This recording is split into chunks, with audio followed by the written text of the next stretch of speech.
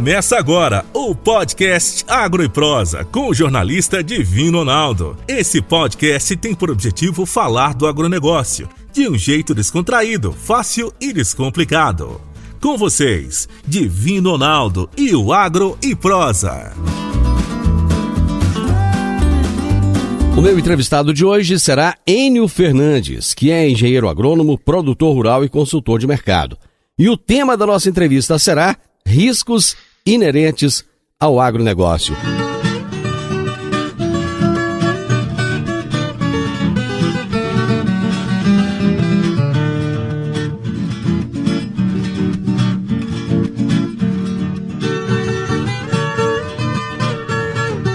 Enio, que prazer ter você aqui novamente. Muito bem-vindo ao Morada no Campo. Ô, meu amigo, eu que sou grato, eu que sou extremamente grato de estar aqui, viu? É sempre um prazer estar conversando com vocês. Enio, falar do agronegócio é sempre motivador. Eu creio que o brasileiro precisa de entender melhor o agronegócio, até para poder reconhecer. Você só reconhece aquilo que você conhece. E o brasileiro ainda não conhece o agronegócio. Por que está demorando tanto o reconhecimento do agro no Brasil?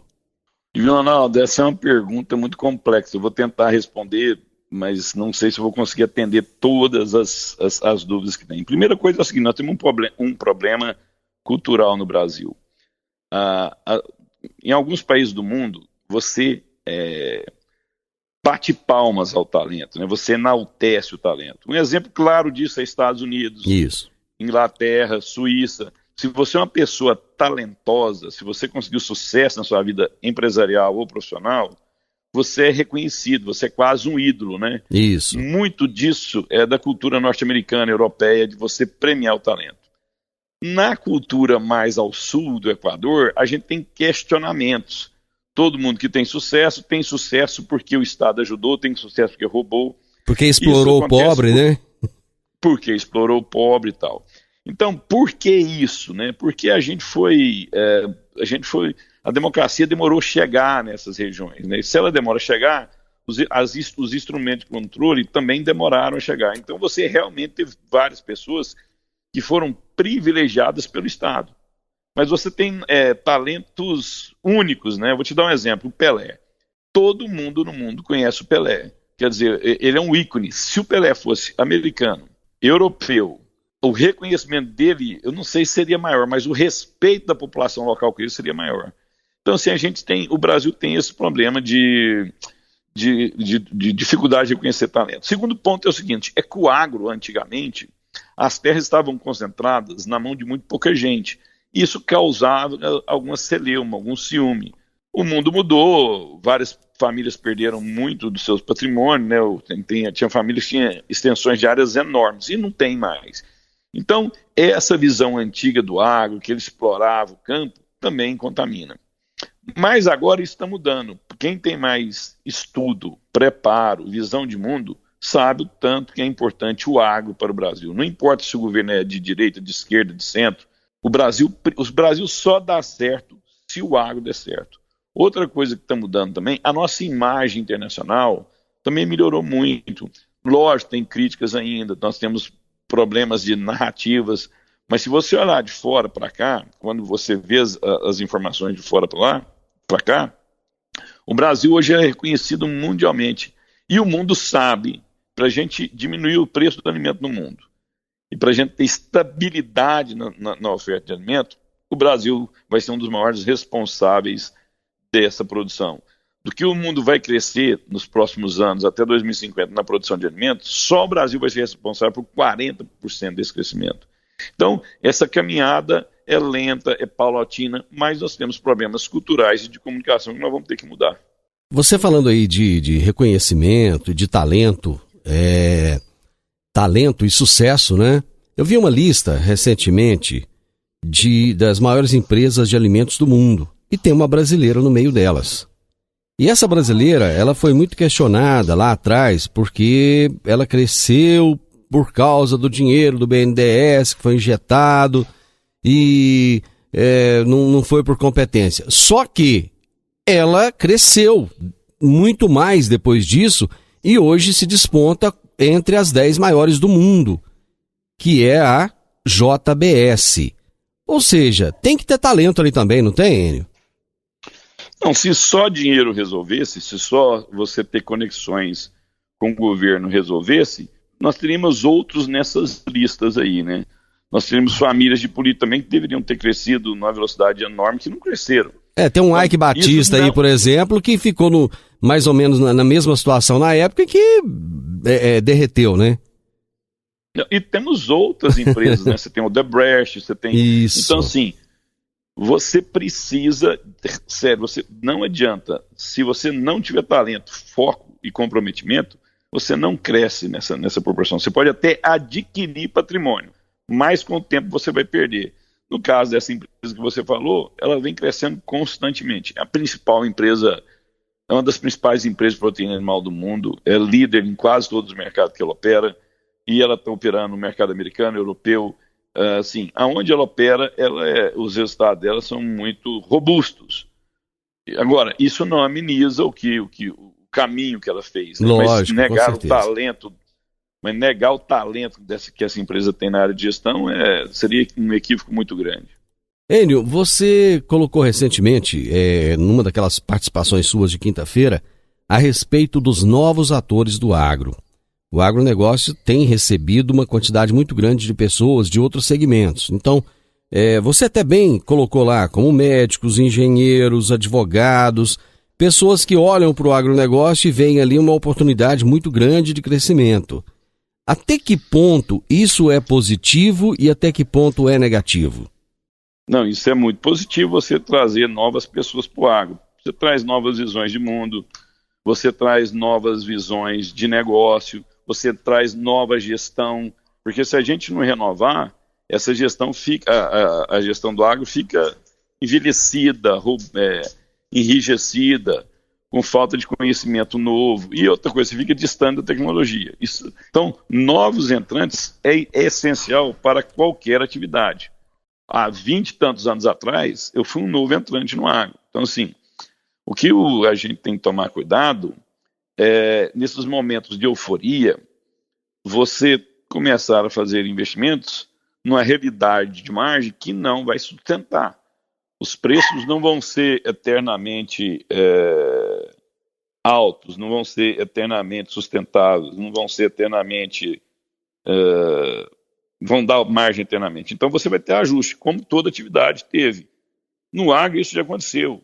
A pecuária de corte ficou 10 anos sofrendo absurdamente, perdendo a área para outras culturas. O setor de cana-de-açúcar, há alguns anos atrás, estava com um endividamento enorme, né? Várias empresas a ponto de falir, né? Muita recuperação judicial. Isso eu estou falando só no agro, né? Mas assim, e essas empresas investiram em momentos que o cenário era muito positivo, mas ou erraram demais no investimento, ou alguma ação política mudou esse cenário de margem. Então o que a gente tem que tomar cuidado é o seguinte: longe de querer impedir ou achar que nós, pessoas, não podem entrar no agro. O agro precisa disso, senão ele precisa ser oxigenado.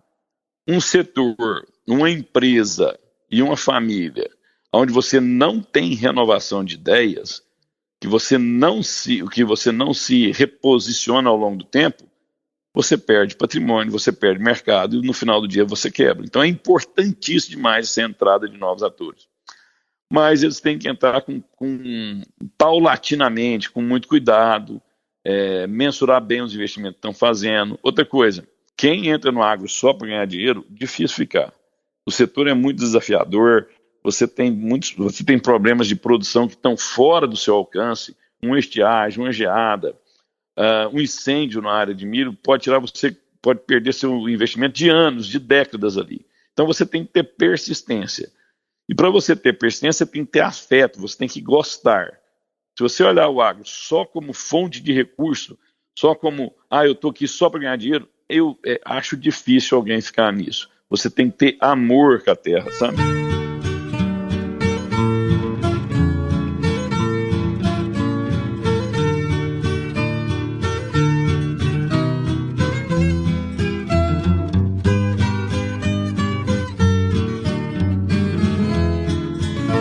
Enio, quais são esses riscos inerentes ao agro?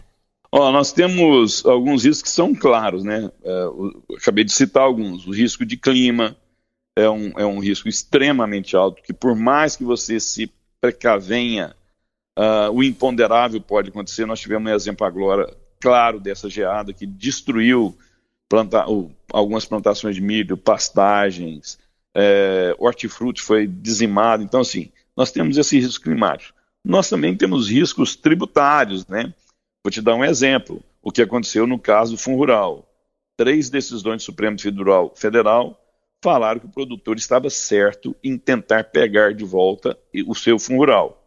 Passa o tempo, o entendimento muda, quer dizer, do nada, produtores que tinham dinheiro a receber tiveram que pagar milhões e milhões de reais. Esse é um risco, isso é mais um risco inerente do agro.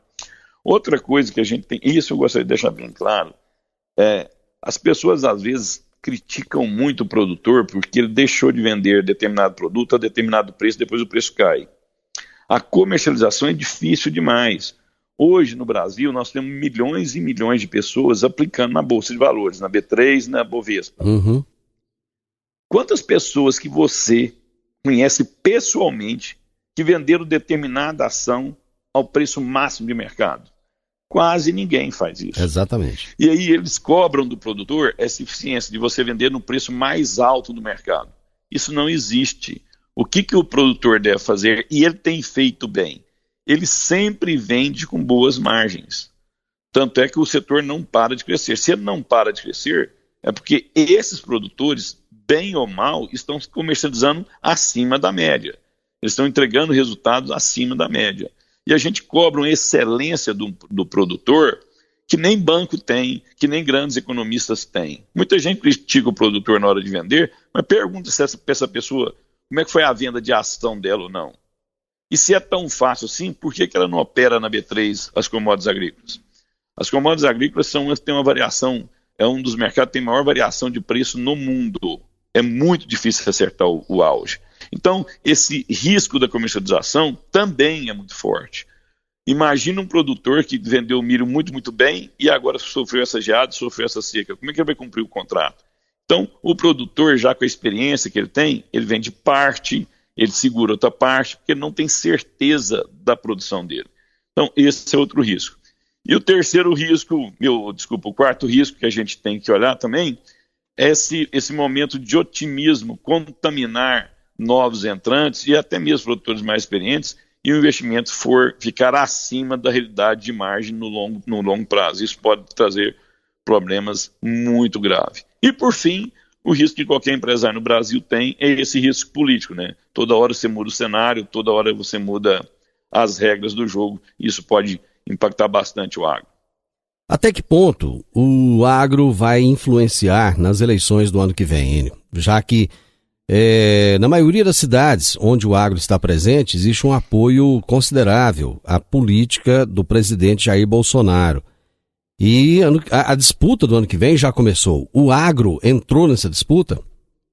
Não, o agro é um reflexo da sociedade, né? Você tem pessoas no agro de um lado, de um viés político, você também existe pessoas de outro viés político. Logicamente, quem defender o direito à propriedade, quem defender a não invasão de terra para pôr fogo e matar animais, quem defender pautas que deem segurança para a produção, o agro vai apoiar. Porque ele, na verdade, é do setor empresarial, e o empresário que é isso. Mas a gente precisa fazer esse Brasil crescer, independente de quem está no governo, A ou B. Quanto mais esse Brasil cresce, mais emprego, mais renda, mais resultado a gente gera. E isso cria um círculo virtuoso de desenvolvimento. Então, é isso que nós precisamos entender. Pessoas passam, momentos políticos passam, mas setores importantes para a economia não passam. Eles continuam dando sustentabilidade, tanto financeira como ambiental para o Brasil. O agro tem feito um papel fundamental de segurança alimentar para o Brasil e para o mundo e de respeito ao meio ambiente. Isso não passa. Tanto é que nós tivemos governo de vários setores, de vários matizes políticas, e todos eles apoiaram o agro. É impossível o Brasil dar certo, o agro dando errado. O Brasil já tentou ser o país da indústria. Ao longo de décadas e décadas, governos investiram nisso e nós tínhamos a indústria como sendo o principal setor da economia. E a indústria brasileira está completamente sucateada. O Brasil deixou de ser o país da indústria para ser o país do agro? Cada país tem um talento natural, né? O talento natural do Brasil é a produção agrícola. Assim, tudo comunga para a gente ser o maior fornecedor de alimentos do mundo, né? O maior exportador de alimentos. E se você é o maior exportador, é porque a sua população já foi abastecida. Primeiro você abastece o mercado interno, para depois o mercado externo. Basicamente por questões de financeira, né? É mais barato eu vender aqui dentro que vender lá fora. Esse é um ponto. Agora, a indústria, não só no Brasil, no mundo inteiro, está passando por um momento muito difícil. Na década de 80, 70, 80, 90, a indústria era o carro-chefe do mundo, até perto de 2000. Hoje não. As maiores economias do mundo, União Europeia, Estados Unidos, Suíça, eles são fornecedores de serviços. O serviço está crescendo numa projeção muito maior que o da indústria, no mundo inteiro. E a indústria, ela está perdendo espaço no PIB no mundo inteiro. Vou te dar um exemplo. Você fabrica um carro. Um carro ele tem um preço estipulado. Eu não tenho como pôr um preço. Um carro, por exemplo, um mesmo modelo, é muito difícil eu pôr preços muito diferentes de uma região para outra. Mas um consultor de mercado, um pianista, um técnico em TI, quanto que vale? Nós vimos agora ataques de hackers em grandes empresas no mundo, até numa grande empresa brasileira. Quanto que vale o serviço de um técnico para resolver esse problema e evitar novos ataques de hacker? Para uma empresa pequena, pode valer R$10.000. Para uma grande multinacional, nós podemos falar de milhões. Quer dizer, o serviço ele não tem parâmetro. Cobra-se é o talento dele, né? Por que o Neymar ganha mais do que o Joãozinho? Porque o Neymar entrega mais que o Joãozinho. Ou entrega mais mídia, ou entrega mais resultado, ou tem uma imagem melhor comercial. Então, os serviços é o que está agregando valor no mundo inteiro. As grandes empresas de TI hoje, o centro do negócio, o serviço dela, são nas grandes nações. Mas onde fabricam os equipamentos? Na Ásia, no Brasil, no Vietnã, fabricam nessas regiões, mas o valor não está no produto, mas sim na gestão do produto, no serviço que aquele produto te entrega. Basicamente, o celular é uma coisa, o celular o que ele menos faz hoje é falar com as pessoas, você faz uma série de serviços. Então esse é o momento do mundo. Daqui em diante, os serviços ganhando cada vez mais valor dentro do PIB, a indústria estabilizada com uma pequena tendência de queda, e o Brasil tem uma oportunidade enorme nessa área de alimentação. Agro e Prosa, falando do agronegócio de um jeito descontraído, fácil e descomplicado.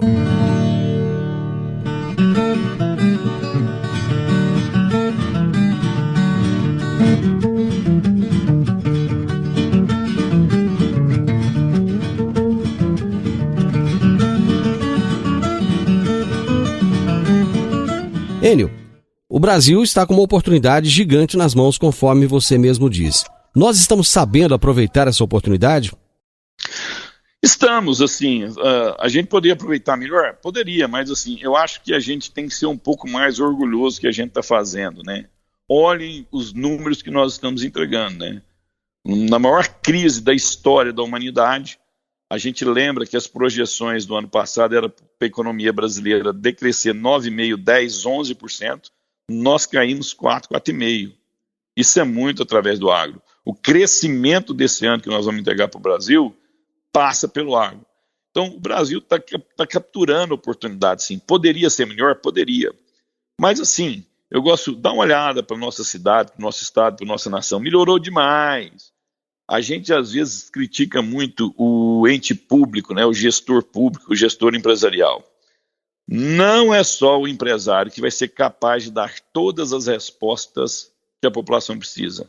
Eu preciso de um empresariado forte, um setor pujante na área empresarial, mas eu preciso de políticas públicas e gestões públicas que facilitem esse ambiente de negócio.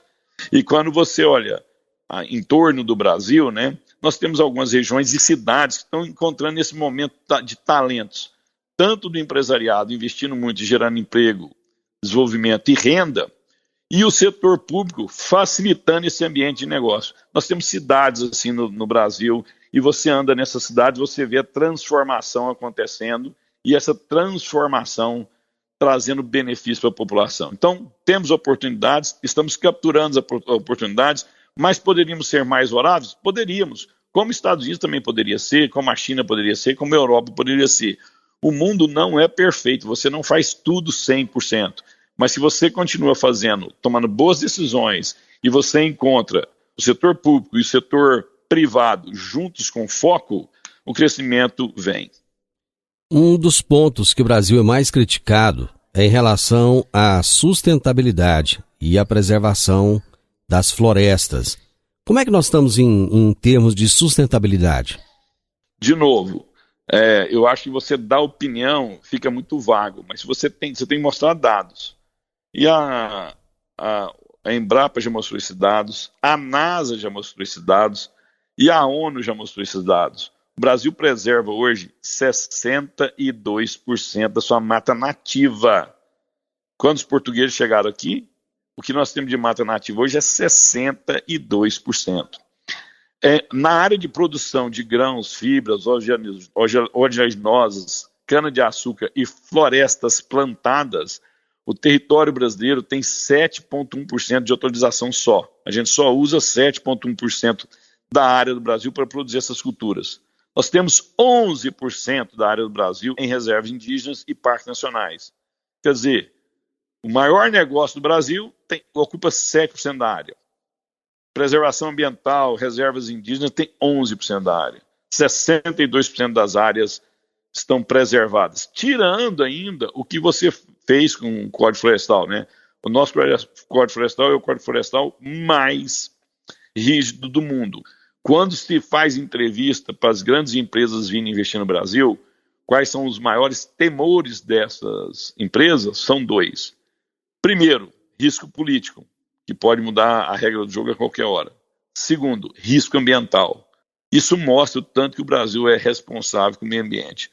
No final do dia, falar qual é a minha opinião fica vazio. Você tem que mostrar esses dados. Os dados mostram que o Brasil é um case de sucesso no meio ambiente. Ah, mas tem fogo na Amazônia, tem fogo no Pantanal. Isso acontece. Acontece ou por causas naturais ou por homens que vão lá e põem fogo. Grileiros de terra. Grileiro de terra não é produtor rural. Quem vai roubar madeira em floresta, isso não é produtor rural. Quem rouba madeira em floresta é ladrão. Isso não são produtores rurais. O produtor, ele tem uma questão de afeto com a terra, ele tem amor pela terra. É o que mais preserva o meio ambiente, não só porque ele acredita nisso, porque ele ganha dinheiro com isso, é porque ele vive isso. Ele precisa do meio ambiente equilibrado para ter boas produtividades. Mas por que mesmo diante de tantos fatos, não só brasileiros, mas como os da NASA, e fatos que estão aí, para quem quiser ver, nós ainda continuamos sendo criticados no mundo todo? Nós somos criticados e elogiados, vamos deixar isso bem claro. A gente vive um momento hoje que a ciência é pouco respeitada. Não importa o que grandes pensadores falam, importa a narrativa do processo. Tanto é que os maiores influencers hoje em qualquer área, na educação, no comportamento, no meio ambiente, não são pesquisadores. Eu não estou querendo cercear o direito das pessoas se comunicarem, mas se eu vou falar com o meio ambiente, eu tenho que pegar pessoas com formação nessa área. Eu não posso pegar qualquer um para falar. E hoje nós vemos isso muito, né? Pessoas que não conhecem nada do meio ambiente, moram em centros urbanos, estão em grandes capitais do mundo e querendo sugestionar o que o caboclo da Amazônia deve fazer ou não deve fazer. Uma pessoa que tem décadas de geração em gerações lá, vivendo ali, que conhece tudo ali, e pessoas de fora, dentro de um apartamento, ou dentro do escritório em Londres, ou em São Paulo, emitindo opinião sobre o meio ambiente sem ter pisado lá. Isso não é só na área do meio ambiente, na área da saúde é isso, na área da economia é isso. Às vezes você está conversando com a pessoa, Divino, e você dá um dado econômico para ela. Ela simplesmente fala assim, eu sei, mas eu acho isso. Quando a pessoa fala eu acho, não tem argumento mais para você usar. Aí acabou a discussão, né? Acabou a discussão, porque assim, você dá um dado com a fonte confiável, mas eu acho isso. Beleza, então se você acha, esse é o momento nosso hoje. Nós estamos num mundo que a gente não está respeitando as pessoas que têm conhecimento para emitir opinião.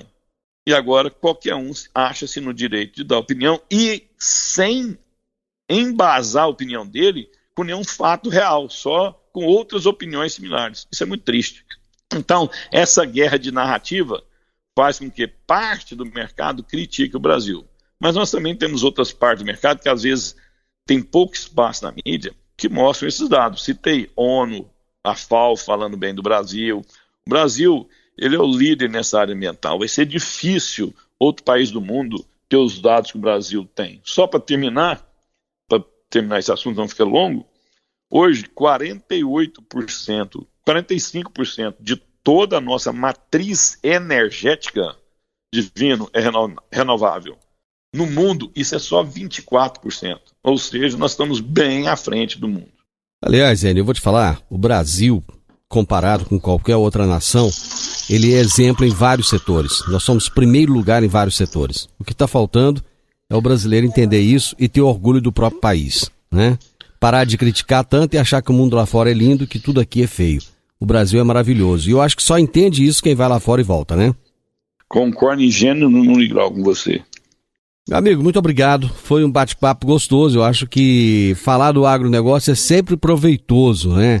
Não importa se nós estamos trazendo aqui novas tecnologias, novas pesquisas. Bater papo sobre o agro é sempre enriquecedor. E você é uma pessoa que nos orgulha muito por ser rioverdense e por representar a nossa cidade lá fora. Muito obrigado, viu, Enio?